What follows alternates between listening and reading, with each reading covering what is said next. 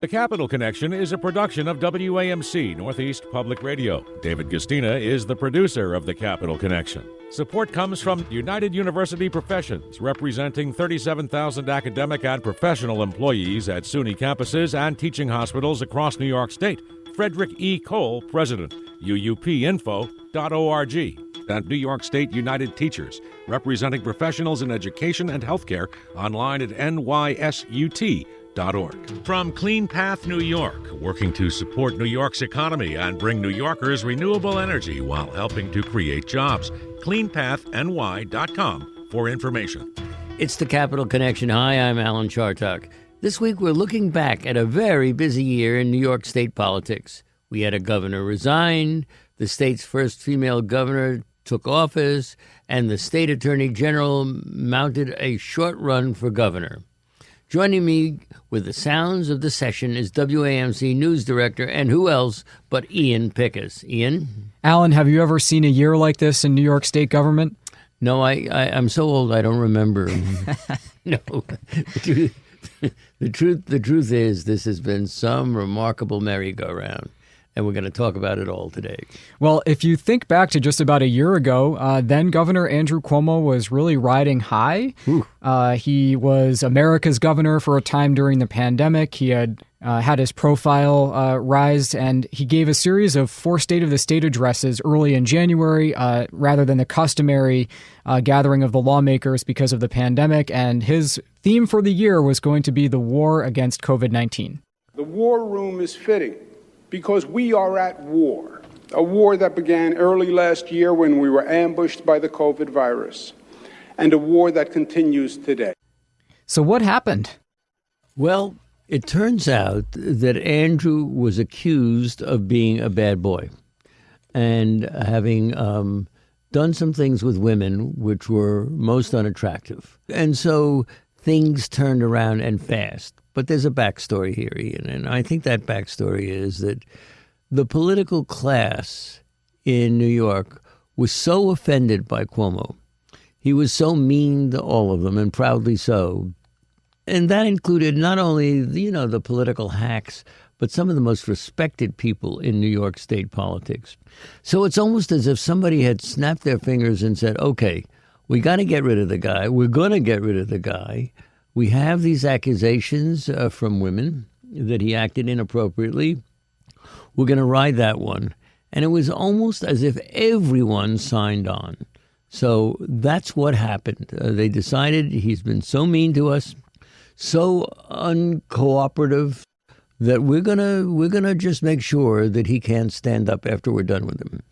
Cuomo operated over his decade in Albany by establishing that sort of fear in everybody else that you just mentioned. And it seemed to work for quite a while. No question. A bully is a bully. And he bullied people, and every one of them knew it. If you look back in history, Ian, on all of the dictators who operated by fear, some of them survived until the very end. This called, I'm sure the political class would agree, for unified action. And they did it together. So there it is. An early maybe chink in the armor came related to the COVID-19 pandemic. The governor and his top aides had worked feverishly, it seems, to limit the governor's exposure and his administration's exposure over the issue of the number of deaths of nursing home patients. This was a bugaboo throughout the pandemic response, where the data that we were getting from the state was different from what the federal authorities were sharing, and also what people representing constituents were hearing.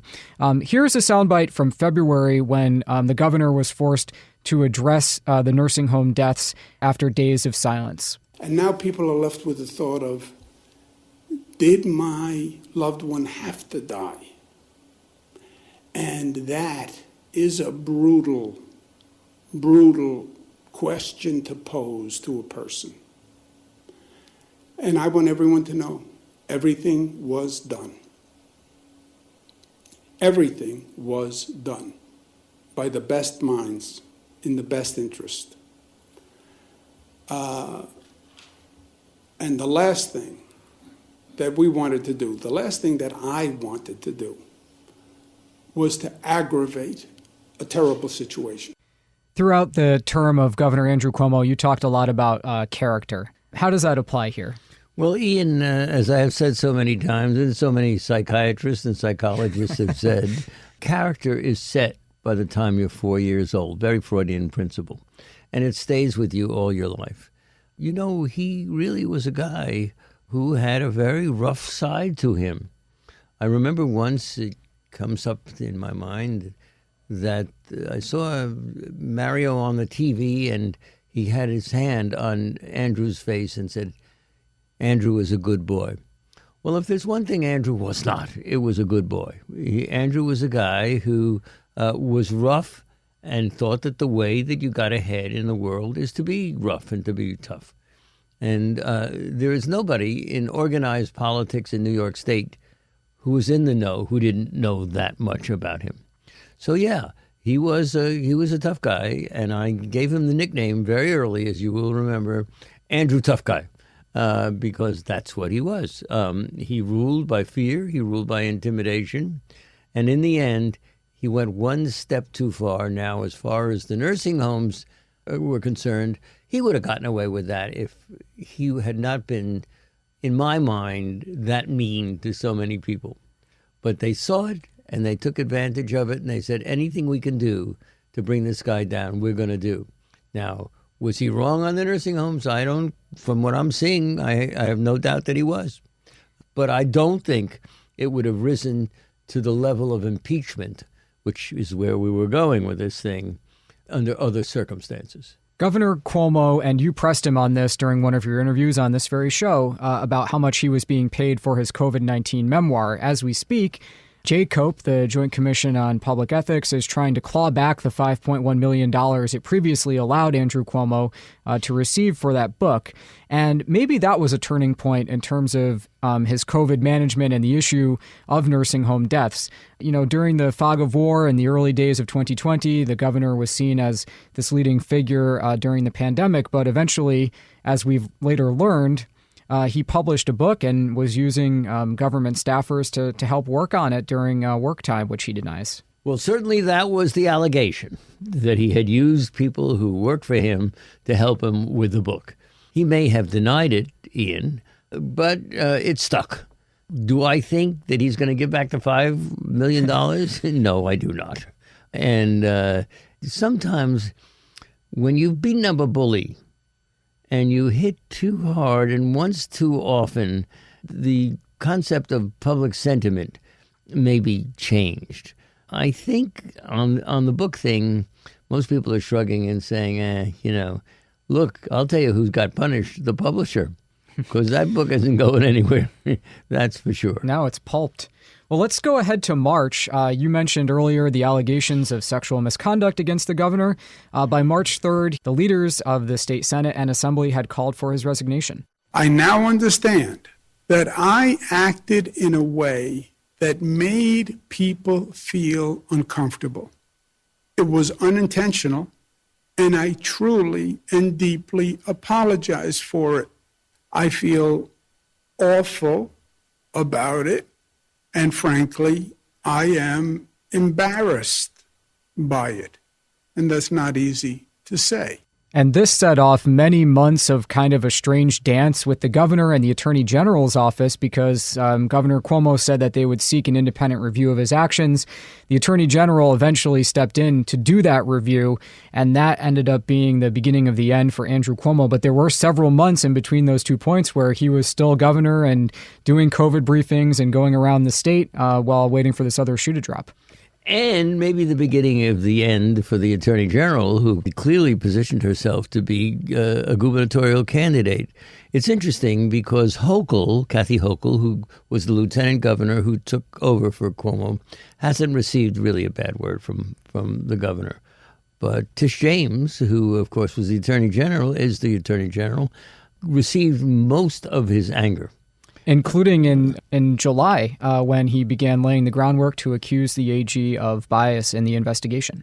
I have concerns as to the independence of the reviewers. That's what I've said. And is politics, is this all happening in a political system? Yes, that is undeniable. Now, a few days after that, things got very interesting here in Albany County, where we're speaking.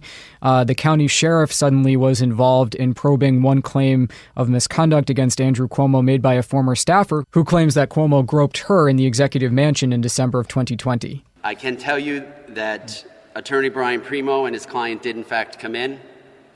She filed a formal report alleging criminal conduct against the governor. The conduct was sexual in nature. The meeting at that point commences the investigative process for the Albany County Sheriff's Office. The meeting was not lengthy. The meeting was more about explaining the process of the criminal justice system and what to expect going forth. The meeting was approximately 1 hour long, and the victim and the attorney then departed our headquarters station.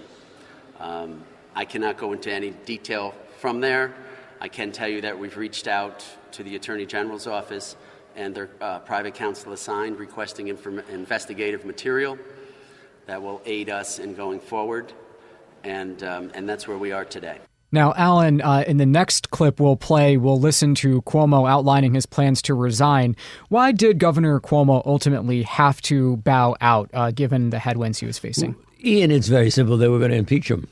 They had the votes. Even though many legislators are loath to take positions which are going to get them into trouble, they were all signed on. And woe be the person who didn't understand that if they had bucked the crowd on this, they were going to get into a lot of trouble. So they had the votes to impeach him.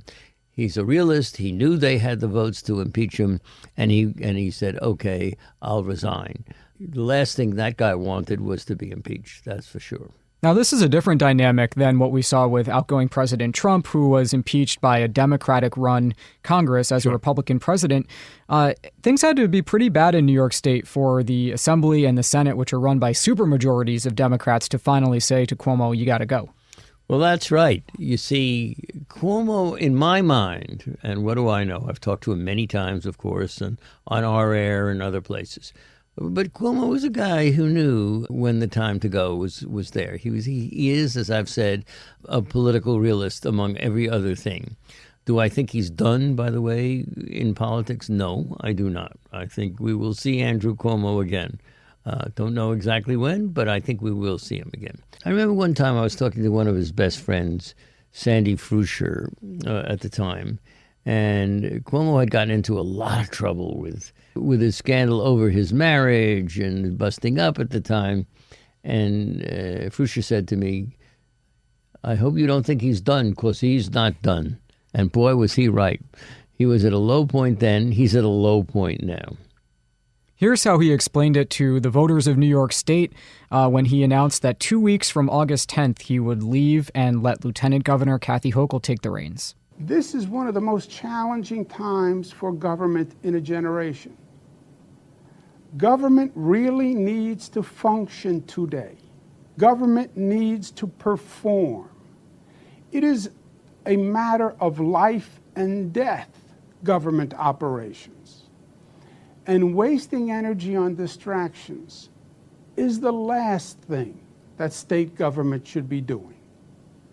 And I cannot be the cause of that. New York tough means New York loving.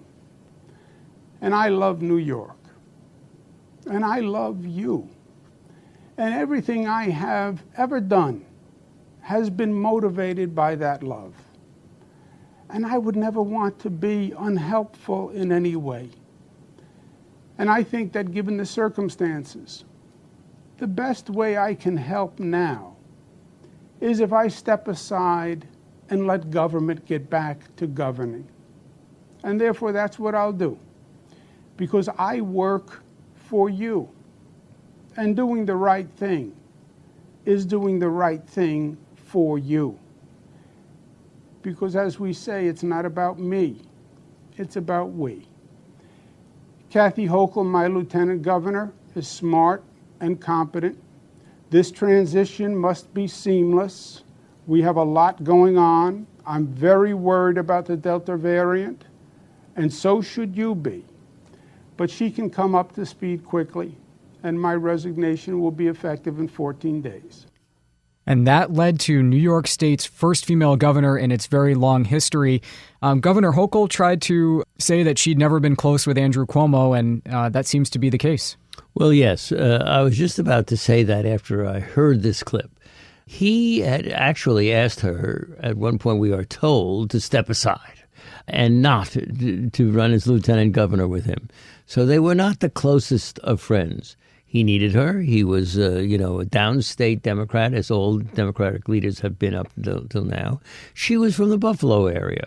And that means that she was breaking the mold. However, she is a woman, and that is something that was coming in New York State politics. We know that. I believe, by the way, that if Cuomo had not resigned, he would be out, and that Tish James would have been the governor. But, when you got a lieutenant governor, that means you're assistant governor. And that means that at some point, if somebody leaves, you take over. Who knew who Harry Truman was when he became the president of the United States? Nobody. He didn't even know that the atomic bomb had been developed. So this is a real problem for Governor Cuomo. As I said before, he has been kind to Hochul, maybe because Hochul, if they ever need it, would be somebody who might have to pardon him for something. But Hochul is in good. But Tish James, the person who issued that report, a critical report on him, she really is in the Cuomo doghouse. And Hochul, for her part, she hit the ground running. She promised a new era in government, and she also promised that she would seek a full 4-year term next year. I want people to believe in their government again. It's important to me that people have faith. Our strength comes from the faith and the confidence of the people who put us in these offices. You've seen other quote-unquote accidental governors over the years. We saw Jane Swift in Massachusetts. We saw David Paterson in New York not long ago. Is she doing what she needs to do, in your opinion, to get on the track to be a duly elected 4-year governor rather than someone who's seen as, an interloper? Ian, she has a lot going for her. Number one, she is a woman. Number two, she does come from a part of the state which has long been left out in the cold when it comes to major leadership. But I think the thing that you have to acknowledge is that she is doing a competent job. And in order to understand what I'm talking about here, people were just sick and tired of the immense amount of strumpf and drum that there was over Cuomo. They were ready for a little relaxation, and she is giving the people that. I just got in from Seneca Falls. Why did I go to Seneca Falls? Well, first of all, their rally was before yours. Okay, so that's nothing personal here. I went there because I needed to channel the spirit of those brave, audacious women who 173 years ago demanded the rights to control their own bodies. They were tired of being the property of men. They stood up, they fought, and many of them did not live long enough to see the rights that they believed in and fought for in Seneca Falls at that gathering. But we are all beneficiaries of that because they had courage and stood up. Does she have an absolute lock on winning the governorship when she runs in a primary? I don't know about that. I do know that there will be other people in there. We are now hearing that de Blasio, the mayor of New York, in my estimation, for whatever it's worth, he's no shot of a chance, not a shadow. But he's going to be in there. There will be other people in there. You'll have Congress people and others who are going to run in that primary, and anything could happen. As far as Kathy Hochul is concerned, I have called her competent. Now, that's very interesting. One of her strongest backers from an industry group in New York. And by the way, make no mistake about it, industry, sort of progressive Republicans and others are backing Hochul. I had one call in which this woman said to me, "You use the word competent. That's really a damning phrase. You should call her, you should have said something like excellent." Well, I don't think she's doing an excellent job. I don't think she's turning people on to the point where they're saying this is an inspirational leader. I think she's doing a competent job. And I don't think anybody should have any problems with my saying that. It looked for a time like there might be a heavyweight battle in the primary next year, and Cuomo's inner circle had been questioning whether Attorney General Tish James would use the report into Cuomo's allegations against Cuomo as a springboard to run for governor. And in fact, right as the county sheriff was announcing a criminal charge against former Governor Andrew Cuomo, in a very suspicious piece of timing, or a curious piece of timing, Attorney General Tish James became gubernatorial candidate Tish James. I spent my career guided by a simple principle: stand up to the powerful on behalf of the vulnerable. And yet 6 weeks later, she was out. What happened? She looked at the polls. The polls said that the people were thinking, we've had enough. She looked at the polls and she knew that she wasn't going to beat Hochul. People were ready for a Hochul-like genteel government now. Now, Tish James has a lot going for her. She's of color. She's had a very, very strong record as Attorney General in New York. Attorney generals in New York tend to take over for governors when they fall. We know that with Spitzer. We know that with Andrew Cuomo when he took over. It was just the circumstances. As I have said before, if in fact Cuomo hadn't been forced out and to resign, I believe Tish James would have been the next governor of New York. I've heard you talk a lot over the years about how you might only get the one chance at the brass ring. Yeah. Well, she could have done it. In other words, if Tish James had said, I don't care what the polls are looking like right now. There's a huge difference in time between now and when we have to vote in a primary. I'm going to go for it. But you can just put yourself into her head and saying, if I do that, then I can't be Attorney General anymore. And if I can't be Attorney General anymore, what am I? Well, in fact, in the world of politics, you haven't got a job. So that's what I'm thinking. It came out okay for Hochul. We'll see what the primary brings. And we'll also see how she continues to rule. This is a very hard job, and she may make some mistakes. I want to, Alan, play one more soundbite before we run out of time. On this show, I think last week, you spoke with New York State Assemblyman Richard Gottfried, who joined the state assembly at age 23 and has now announced in his mid-70s he'll be leaving. He's the longest-serving state lawmaker in New York history, and he played a big role in state politics last year as chair of the Assembly Health Committee, where he went toe-to-toe with Health Commissioner Howard Zucker, who's now been replaced by Hochul's appointee, Dr. Mary Bassett. And here's what he had to say about the fall of Health Commissioner Dr. Howard Zucker. I won't say it was expected, but it wasn't a surprise. Certainly from the very start, Governor Hochul made it clear that she would be, re-examining all the people in the administration to determine who stays, who goes. And certainly there was widespread speculation that Dr. Zucker would be leaving. What's your thought on Assemblyman Richard Gottfried, who will be hanging it up a year from now? Well, I knew Gottfried when he was a leader of a group called the Kids on the west side of Manhattan, and they were taking over political clubs, and they were showing no mercy. They were tough. He admitted it in my interview with him.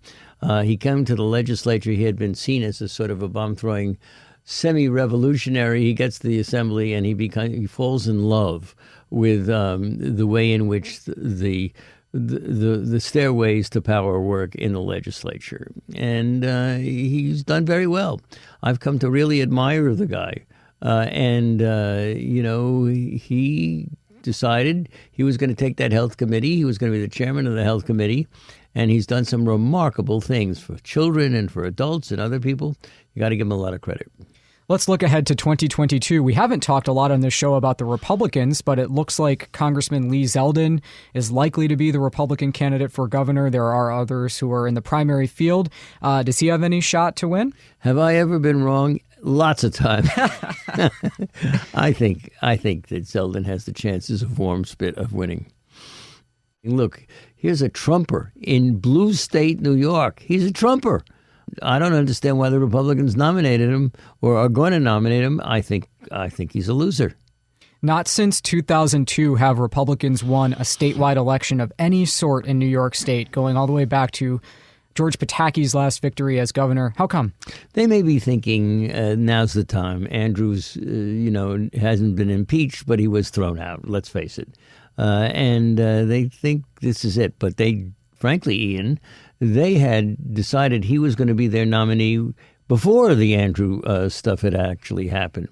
I think it may be that they're a little scared of Trump and his long hand reaching into New York state politics. And that's why they nominated him. It makes no sense if you're really trying to win. In an alternate universe, and it almost happened, Donald Trump thought about running for governor of New York before he mounted his successful bid for president. Can you imagine? Yeah. Look, a lot of people had some very interesting thoughts about Donald Trump. They thought he was, unique. They thought he was not really a politician. Let's try it. They tried it, and boy, was so many people sorry.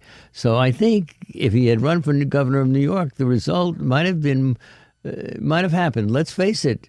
You'll remember a guy named George Pataki not only beat Mario Cuomo, but then he won 3 times. So it's really, you never know, because every once in a while, including from my state of Massachusetts, you elect a Republican governor because you're sick of what the Democrats are doing.